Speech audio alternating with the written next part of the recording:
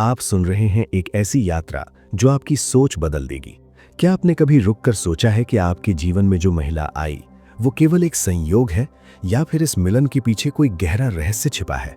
क्या हो अगर मैं आपसे कहूं कि आपकी जीवन संगिनी सिर्फ एक इंसान नहीं बल्कि आपके पूर्व जन्मों के कर्मों का परिणाम और साथ ही दैवीय आशीर्वाद भी है। आज की इस यात्रा में हम जानेंगे कि कैसे आपका विवाह केवल एक सामाजिक बंधन नहीं बल्कि आत्मिक उन्नति का माध्यम है। महान आध्यात्मिक गुरुओं ने हमेशा कहा है कि इस संसार में कुछ भी बिना कारण नहीं होता। जब हम परमहंस योगानंद की शिक्षाओं को समझते हैं तो पता चलता है कि प्रत्येक व्यक्ति जो हमारे जीवन में प्रवेश करता है वो किसी गहरे उद्देश्य के साथ आता है। आपकी पत्नी का आपसे मिलना कोई आकस्मिक घटना नहीं है, ये ब्रह्मांड की एक सुनियोजित व्यवस्था है जो आपकी आत्मा के विकास के लिए बनाई गई है। इस वीडियो के अंत तक आप समझ जाएंगे कि आपका वैवाहिक जीवन कितना पवित्र और महत्वपूर्ण है, तो बने रहिए इस रहस्यमयी यात्रा में। आइए सबसे पहले समझते हैं कर्म के सिद्धांत को। प्राचीन भारतीय दर्शन में कर्म का अर्थ केवल कार्य नहीं है, ये एक विस्तृत ऊर्जा प्रणाली है जो हमारे हर विचार, हर बोले गए शब्द और हर किए गए काम को दर्ज करती है। जब आप इस जन्म में या पिछले जन्मों में कुछ करते हैं तो वो ऊर्जा ब्रह्मांड में संचित होती रहती है। ये ऊर्जा न तो नष्ट होती है न ही खो जाती है, बल्कि सही समय पर वापस आपकी ओर लौटती है। यही कारण है कि कुछ लोग आपके जीवन में आते हैं और आपको ऐसा लगता है कि जैसे आप उन्हें युगों से जानते हैं। आपकी जीवन संगिनी के साथ भी यही है। उसका आना किसी साधारण परिचय का परिणाम नहीं है, यह आपकी पिछली ऊर्जाओं का फल है जो इस जन्म में प्रकट हुआ है। शायद किसी पूर्व जन्म में आपने उससे प्रेम किया था, आपने उसे दुख दिया था या फिर कोई वादा किया था जो अधूरा रह गया था। अब दोनों आत्माएं फिर से मिली हैं ताकि वो अधूरी कहानी पूरी हो सके। कर्म का ये चक्र इतना सूक्ष्म है कि हम इसे आंखों से नहीं देख सकते, लेकिन हृदय से अनुभव कर सकते हैं। योगानंद जी ने स्पष्ट रूप से बताया था कि जीवन साथी का चुनाव कभी भी यादृच्छिक नहीं होता। दो आत्माएं तब मिलती हैं जब उनके बीच कर्मिक ऋण हो या फिर कोई आध्यात्मिक पाठ सीखना हो। कई बार जो रिश्ते सबसे कठिन लगते हैं वही सबसे ज्यादा सिखाते हैं। यदि आपका वैवाहिक जीवन चुनौतीपूर्ण है तो इसका अर्थ ये नहीं कि ये गलत है, इसका अर्थ है कि आपकी आत्मा कुछ महत्वपूर्ण सीख रही है जो अन्यथा संभव नहीं था। आपकी पत्नी आपके सामने एक दर्पण की तरह है जो आपकी कमजोरियां और शक्तियां दोनों दिखाती है। अब बात करते हैं कृपा की। कर्म जहां हमारे अतीत का लेखा जोखा है, वहीं कृपा ईश्वर का वरदान है जो हमें आगे बढ़ने की शक्ति देती है। आपकी पत्नी केवल कर्मिक बंधन नहीं है बल्कि वो दैवीय अनुकंपा का एक माध्यम भी है। भारतीय संस्कृति में स्त्री को शक्ति का प्रतीक माना गया है। ये शक्ति केवल भौतिक नहीं बल्कि आध्यात्मिक भी है।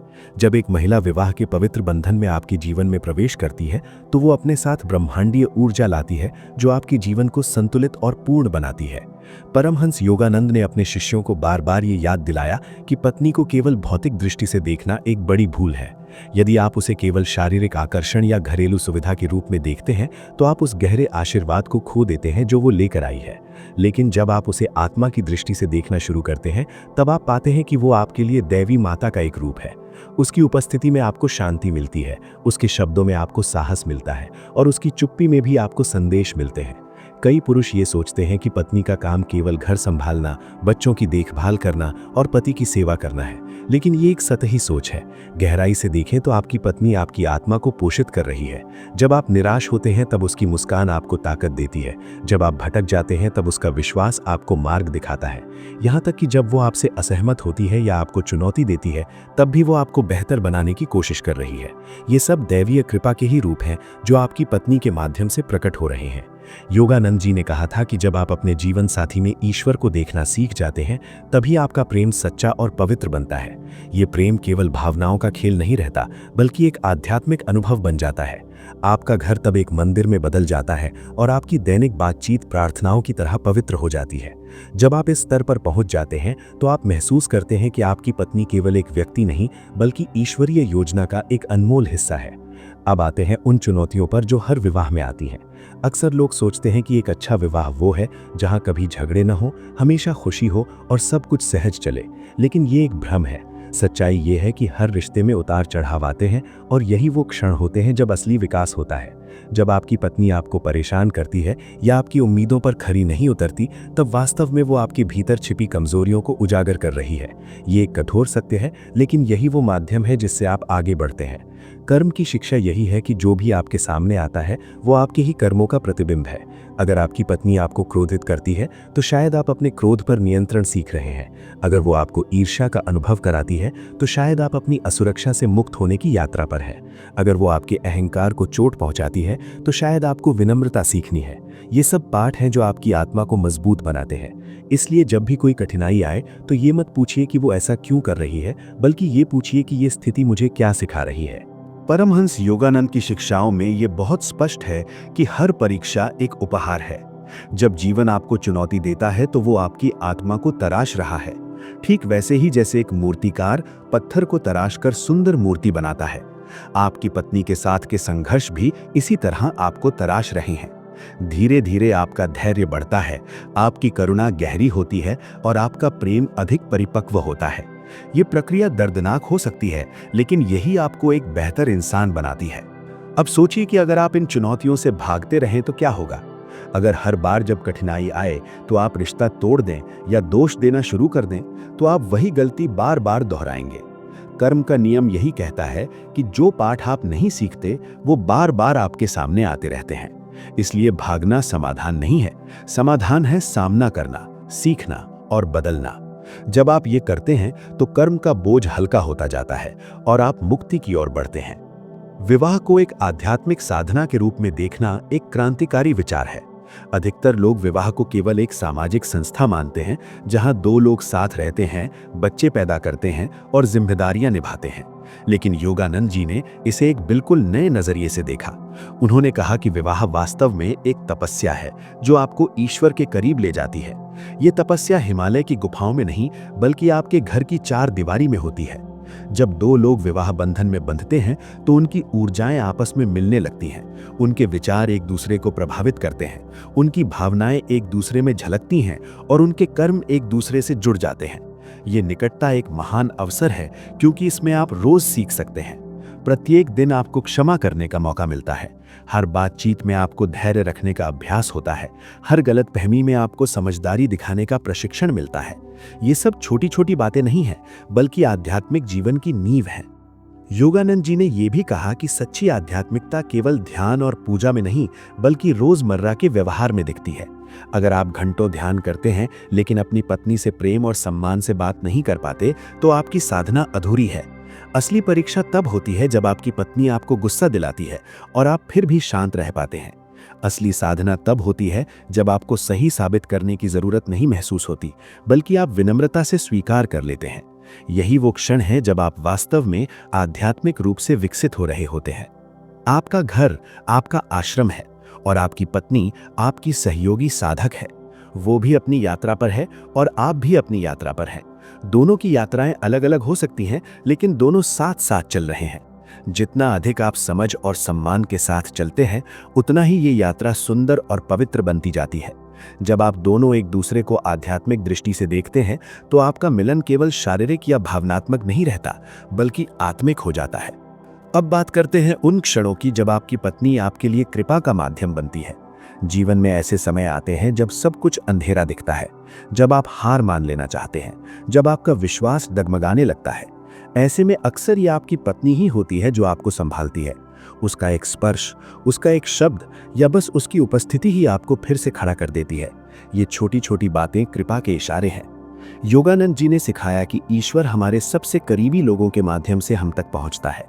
जब आपकी पत्नी आपकी कमजोरी में आपका साथ देती है, तो वो दैवीय कृपा का हाथ बन जाती है। जब वो आपके संदेह के क्षणों में आपको अपनी शक्ति याद दिलाती है, तो वो ईश्वर की आवाज बन जाती है। जब वो चुपचाप आपके साथ खड़ी रहती है, भले ही पूरी दुनिया आपके खिलाफ हो, तो वो विश्वास का प्रतीक बन जाती है। ये सब कृपा के रूप हैं जो आपको आगे बढ़ने की ताकत देते हैं। कई बार कृपा बहुत सूक्ष्म होती है। वो किसी चमत्कार की तरह नहीं आती, बल्कि रोजमर्रा की साधारण चीजों में छिपी होती है। जब आपकी पत्नी आपके लिए भोजन बनाती है, तो वो सिर्फ खाना नहीं, बल्कि प्रेम परोस रही है। जब वो आपकी चिंता करती है, तो वो आपके प्रति अपनी देखभाल दिखा रही है। जब वो आपके लिए प्रार्थना करती है, भले ही आपको पता ना हो, तो वो आपके लिए दैवीय आशीर्वाद मांग रही है। ये सब क्षण पवित्र हैं, और अगर आप ध्यान से देखें तो आपको हर जगह कृपा दिखाई देगी। परमहंस योगानंद ने कहा था कि छोटे तरीकों से जो लोग आपकी सेवा करते हैं, उनमें ईश्वर को पहचानो। आपकी पत्नी हर दिन अनगिनत तरीकों से आपकी सेवा करती है। कभी वो आपको सलाह देती है, कभी चुप रहकर आपको समझती है, कभी हंसकर आपका मन हल्का करती है। ये सब सेवा के रूप है और इन सब के पीछे प्रेम है। ये प्रेम ही दैवीय कृपा का सबसे बड़ा प्रमाण है। अब सवाल ये उठता है कि आप अपनी पत्नी को कैसे देखें? क्या केवल एक गृहिणी के रूप में, केवल एक मां के रूप में, या फिर केवल आपकी पत्नी के रूप में? नहीं, आपको उसे इन सभी भूमिकाओं से परे देखना होगा। उसके भीतर उस आत्मा को देखना होगा जो शाश्वत है। उसके व्यक्तित्व, आदतों और शारीरिक रूप से परे जाकर उसकी आत्मा में झांकना होगा। जब आप ऐसा करते हैं तो आप पाते हैं कि वो एक साधारण इंसान नहीं, बल्कि ईश्वर की एक अभिव्यक्ति है। योगानंद जी ने यह भी कहा कि हर रिश्ता मुक्ति का एक अवसर है, लेकिन यह तभी संभव है जब आप उसे सही दृष्टि से देखें। आपकी पत्नी आपके कर्म का हिस्सा है, ये सच है। वो आपके पुराने कर्मों का फल है और नए कर्मों का माध्यम भी है, लेकिन साथ ही वो आपकी कृपा भी है। वो आपको विकसित होने का मौका दे रही है, आपको प्रेम सिखा रही है और आपको ईश्वर के करीब ला रही है। जब आप ये समझ जाते हैं तो आपकी सोच बदल जाती है। आप ये सोचना बंद कर देते हैं कि मुझे इस रिश्ते से क्या मिल रहा है। इसके बजाय आप ये सोचने लगते हैं कि ये रिश्ता मुझे क्या सिखा रहा है। ये बदलाव बहुत महत्वपूर्ण है, क्योंकि ये आपको लेने वाले से देने वाला बना देता है। यह आपको स्वार्थी से निस्वार्थ बना देता है। यह आपको अहंकारी से विनम्र बना देता है। और जब ये बदलाव होता है तो आपका पूरा जीवन बदल जाता है। आपकी पत्नी एक दर्पण है जो आपको आपका असली चेहरा दिखाती है। कभी वो आपकी अच्छाइयां दिखाती है तो कभी आपकी बुराइयां, लेकिन दोनों ही आवश्यक हैं। अगर आप केवल अपनी अच्छाइयां देखते रहें तो आप अहंकारी हो जाएंगे। अगर आप केवल अपनी बुराइयां देखते रहें तो आप निराश हो जाएंगे। लेकिन जब आप दोनों को संतुलन के साथ देखते हैं तो आप समझदार हो जाते हैं, और यही समझदारी आपको आगे ले जाती है। जब आप विनम्रता के साथ ये स्वीकार करते हैं कि आपकी पत्नी आपके जीवन में एक उपहार है, तो आपका घर स्वर्ग बन जाता है। आपके झगड़े भी तब निर्माणात्मक बन जाते हैं, क्योंकि आप उनसे सीखने लगते हैं। आपकी चुप्पी भी गहरी हो जाती है, क्योंकि उसमें समझ होती है। आपका प्रेम भी पवित्र हो जाता है, क्योंकि उसमें आध्यात्मिकता आ जाती है। ये सब तब होता है जब आप अपनी पत्नी को केवल एक व्यक्ति के रूप में नहीं, बल्कि एक पवित्र उपस्थिति के रूप में देखते हैं। परमहंस योगानंद ने कहा था कि प्रत्येक आत्मा में ईश्वर को देखो। ये केवल एक सिद्धांत नहीं है, बल्कि जीवन जीने का एक तरीका है। जब आप अपनी पत्नी में ईश्वर को देखने लगते हैं तो सब कुछ बदल जाता है। आपका व्यवहार बदलता है, आपके शब्द बदलते हैं, आपकी भावनाएं बदलती हैं। आप अधिक करुणावान बनते हैं, अधिक समझदार बनते हैं और अधिक प्रेमपूर्ण बनते हैं। यही वो रूपांतरण है जो विवाह को एक आध्यात्मिक यात्रा बना देता है। जब आप इस स्तर पर पहुंच जाते हैं तो आपका विवाह केवल दो लोगों का मिलन नहीं रहता, ये दो आत्माओं का मिलन बन जाता है जो एक साथ ईश्वर की ओर बढ़ रही हैं। ये यात्रा कभी आसान नहीं होती, लेकिन ये बेहद फलदायी होती है। हर कदम पर आपको सीखने को मिलता है, हर पल में आपको विकसित होने का अवसर मिलता है। और जब आप दोनों मिलकर ये यात्रा करते हैं तो ये यात्रा पवित्र हो जाती है। प्रिय मित्रों, अगर आपने यहां तक ये सुना है तो इसका अर्थ ये है कि आपके भीतर कुछ बदल रहा है। शायद आपने अपनी पत्नी को एक नई दृष्टि से देखना शुरू किया है। शायद आपने ये समझना शुरू किया है कि आपका विवाह केवल एक संयोग नहीं, बल्कि एक दैवीय योजना है। जो भी हो, ये शुरुआत है एक नई सोच की, एक नए जीवन की। याद रखिए कि जीवन आपके साथ कुछ गलत नहीं कर रहा, बल्कि आपके लिए कुछ सही कर रहा है। आपकी पत्नी केवल आपकी सांसारिक साथी नहीं है, वो आपकी आत्मिक सहयात्री है। वो आपके कर्मों का फल है और साथ ही आपकी कृपा का प्रतीक भी है। जब आप इसे समझते हैं तो आपकी हर बातचीत पवित्र हो जाती है। आपका हर दिन एक नया अवसर बन जाता है, विकास का, प्रेम का और आध्यात्मिकता का। योगानंद जी ने बहुत खूबसूरती से कहा था कि सच्चा प्रेम केवल शरीर का नहीं, बल्कि आत्मा का होता है। ये समझ में होता है, त्याग में होता है और एक साथ ईश्वर की ओर बढ़ने में होता है। जब आप इस प्रकार का प्रेम करते हैं तो आपका विवाह केवल एक रिश्ता नहीं रहता, बल्कि एक साधना बन जाता है। ये साधना आपको मुक्ति की ओर ले जाती है। अगर इस वीडियो ने आपके मन में कुछ सकारात्मक बदलाव लाया है तो कृपया इसे लाइक करें और अपने उन मित्रों के साथ साझा करें जिन्हें इस संदेश की आवश्यकता है। हो सकता है कि आपका ये छोटा सा कदम किसी के जीवन में बड़ा बदलाव ला दे। कमेंट में जरूर बताइए कि क्या आपने कभी महसूस किया कि आपकी पत्नी आपके जीवन में केवल एक व्यक्ति से कहीं अधिक है? क्या उसने कभी आपके लिए मार्गदर्शक या दर्पण का काम किया है? मैं आपकी हर प्रतिक्रिया को ध्यान से पढ़ता हूं और आपकी बातें दूसरों को प्रेरित कर सकती हैं। ये भी बताइए कि आप अगला वीडियो किस विषय पर देखना चाहेंगे। क्या आप रिश्तों की आध्यात्मिकता, कर्म के रहस्य या परिवार में छिपे दैवीय संदेशों के बारे में और जानना चाहेंगे? आपकी राय से ही ये मंच बनता है और हम सब मिलकर एक आध्यात्मिक समुदाय बना रहे हैं। तब तक करुणा रखिए, वर्तमान में जिए और खुले हृदय से इस यात्रा पर चलते रहिए। जीवन आपको वही दे रहा है जो आपकी आत्मा को चाहिए। इसे स्वीकार करिए, इससे सीखिए और इसके माध्यम से विकसित होइए। आपका हर दिन एक नया अध्याय है इस पवित्र यात्रा का। धन्यवाद और ईश्वर आपको सदा आशीर्वाद दें।